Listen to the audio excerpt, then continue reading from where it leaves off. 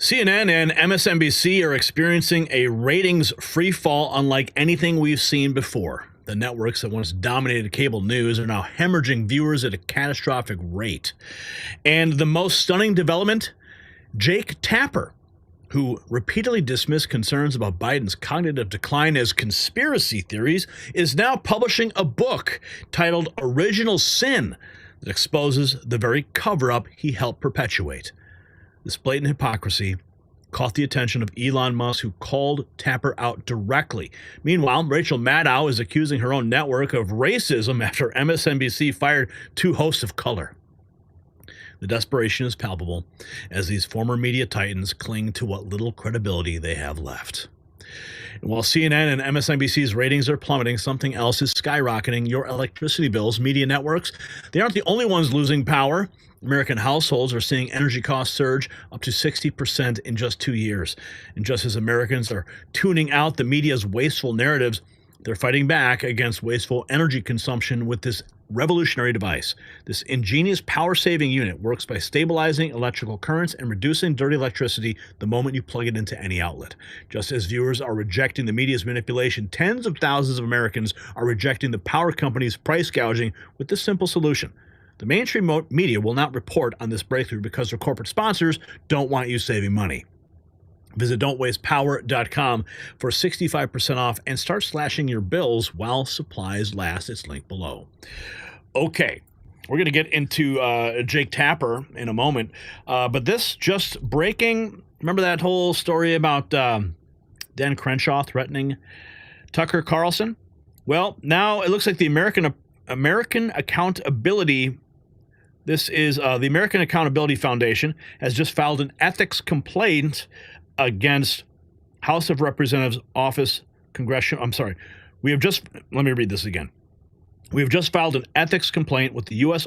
House of Representatives Office of Congressional Ethics against Representative Dan Crenshaw for threatening the life of journalist Tucker Carlson. So we are going to track how that unfolds, but there is a lot of blowback right now on Jake Tapper. So he posted this here. Original Sin, now available for pre-order at originalsinbook.com from Penguin Press. Been working hard on this with Alex Tom from interviews with more than 200 White House, blah, blah, blah, blah, blah. Yeah, people are just shredding him online. Like this, Greg Price takes an amazing amount of hubris to spend 5 years ignoring Biden's clear cognitive decline only to cash in on a book about it when he's finally out of office. More reactions. Banshee. He slammed us for years on end as liars pushing cheap fakes about Joe Biden, and now he wants to cash in by writing a book about all the stuff he insisted wasn't a problem. Astonishing. Savannah Hernandez. 12 hours ago, this is laughable. Jake Tapper of CNN and Alex Thompson of Axios are writing a book about Biden's mental decline and its cover-up after he lost the election. CNN and Axios were the cover-up. Check this out. New book on Biden by Jake Tapper reports a cover-up about his decline. Unbelievable. And this was on CNN Business. Can you believe that? And this is what they wrote. Deeply sourced reporters found what they call a cover-up of the former president's serious decline. Yeah, the media was part of that cover-up. I mean, we were screaming about it forever. Here's Doug Collins. Amazing when you call out Joe Biden's decline for 3 years and say that he should step aside. You get called a conspiracy theorist. When a CNN reporter finally catches up with reality, they get to sell books and pretend like it never happened. It's unbelievable. Here's Vince Langman. I seriously thought the Babylon Bee hacked this account. Two people who purposely covered up senile Joe Biden's mental decline to help him steal another election, wrote a book about the MSN covering up Joe Biden's mental decline. You can't make this up. Jack Mack, from Biden is fine, you fascist, to Jake Tapper writing a book about his mental decline in record time. Yeah. Here's Alex Thompson's tweet on it. Jake Tapper and I wrote a book, and I'm damn proud of it. It's about Biden's decline, its cover-up, and how it allowed Trump to return. Pre-orders are really important these days, so I'll be grateful if you ordered early, like right now. How about not? How about we just call you out for being part of the problem and now trying to profit off it? Here's Yashir Ali, the text on the back of the forthcoming book. What the world saw at Joe Biden's one and only 2024 debate was not an anomaly. It was not a cold. It was not someone who was under or over prepared. It was not someone who was just tired. It was the natural result of an 81-year-old man whose capabilities have been diminishing for years. Biden, his family, and his team let their self-interest and fear of another Trump term justify an attempt to put an at times addled old man in the Oval Office for 4 more years. What was the extent of it? Who knew about it? Was it a conspiracy? We will let the facts speak for themselves. This is mind-blowing. Yeah. Matt Van Swal, you cannot be a serious journalist publicly shaming others for pointing out Biden's mental decline while you're actively writing a book on it.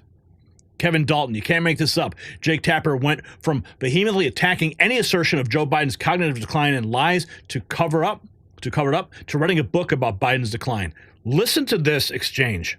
This is so amazing. It's so amazing. I think it makes little kids with stutters feel when they see you make a comment like that.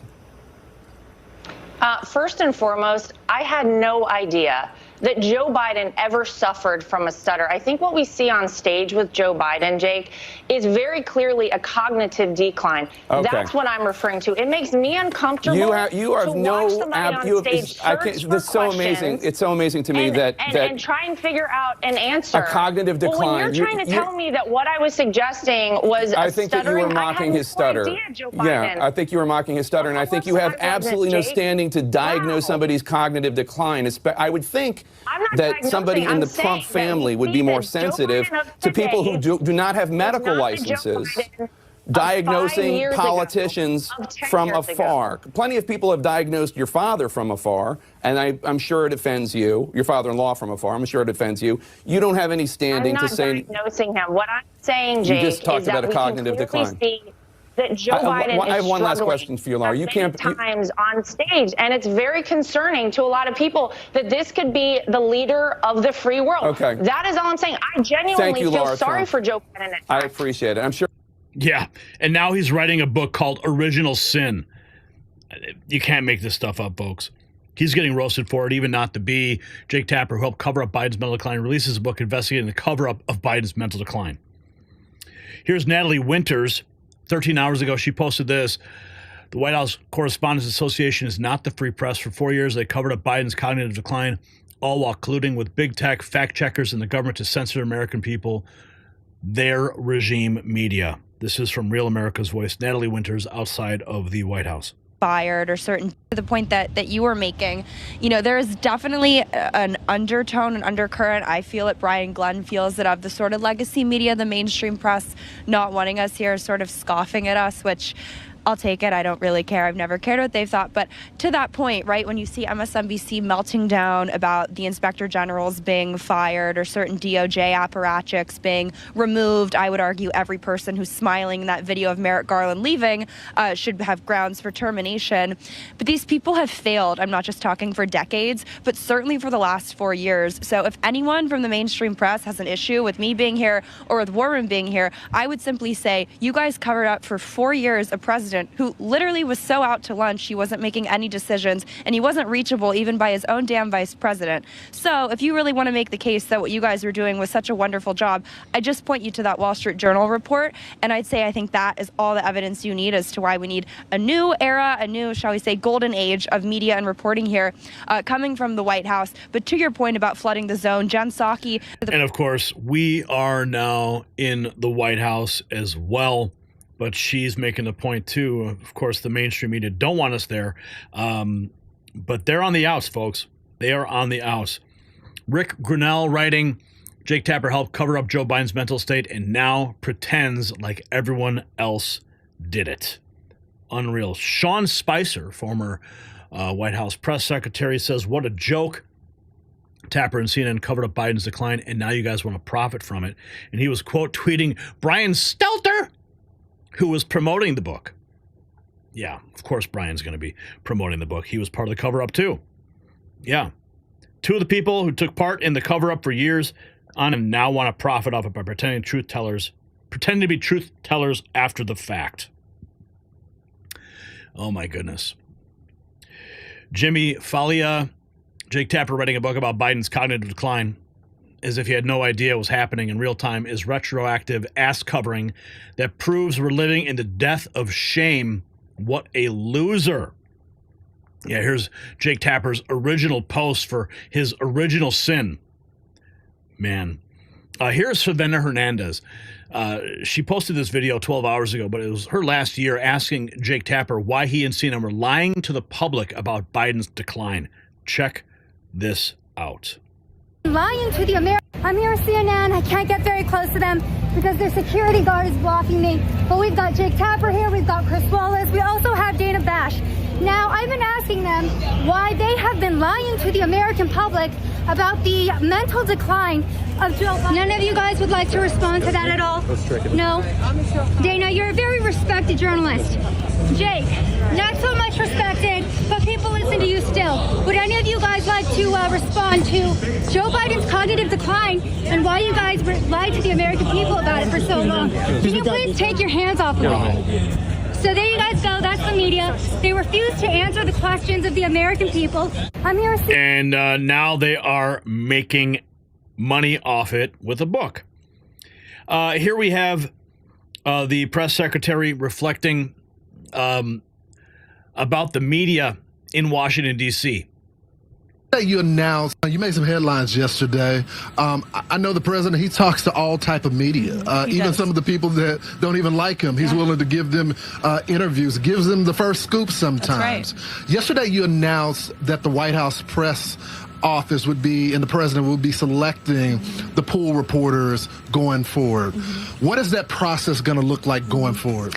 So for your audience who may not understand what has happened at this White House for decades, you have a group of journalists based here in Washington, D.C., who dictate which reporters go into the most intimate spaces of the American presidency, the Oval Office, who gets to ride on Air Force One. And that system hasn't changed since the early 1900s. Obviously, the media today in 2025 looks a heck of a lot different than it did when the White House Correspondents Association was formed. So this is a long overdue change. A lot of press secretaries and White Houses have talked about making this change. We are just the first to do it. We're shaking up Washington in more ways than one. And so moving forward, we're going to expand the pool's access to the president, to non-traditional journalists. Legacy media will still have a seat, just like they still have a seat in our briefing room, but we're going to bring new voices into the fold. The only people who are upset about this are those who feel like it's a knock on their power that they've had over the system. The power belongs to the people, not elitist journalists in Washington, D.C. The elitist journalists who've been lying to us. That game is over. Check this out. I want to share this with you in case you didn't know. We are now in the press pool. These are some of the photographs I took. This is from our report yesterday. This is photographs I took inside the press room. We're there. We're changing the game. This is me in action outside the White House. Here's me in action in the back of the press room. Angie took that photo. Here's me and the press secretary. Here is Tom McCullough and the press and me. And then here is me and Angie at the podium in the press office. Here's Tom and me right after Tom got his hard pass. And here's me right outside the White House as I was going in to get my hard pass. So we're there. We're going to change the game. Change the game right now because that's what's happening. We need people like Jake Tapper making these books. It's absolute hypocrisy. And it shows you the deception, the level of deception that they are willing to go to push their narratives and their agenda. Well, those days are over, and they're getting called out left and right. So the media meltdown we're witnessing isn't just about ratings. It's about the complete collapse of institutional trust.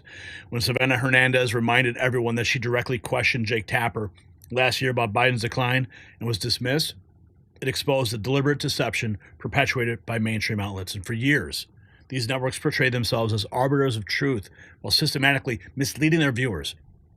Now, Fox News, you saw with Laura Trump, you saw her. Her show is now dominating while CNN and MSNBC personalities are jumping ship. The credibility has been irreparably damaged. Irreparably damaged. And the question Americans should be asking, if these networks were so catastrophically wrong about Biden's cognitive state, something obvious to everyday citizens, what else have they been lying about all this time? That is why alternative media is thriving. We're independent media. Show your support for independent journalism with our next news swag. It's available here and here, the link below, and show the world you stand with the real news.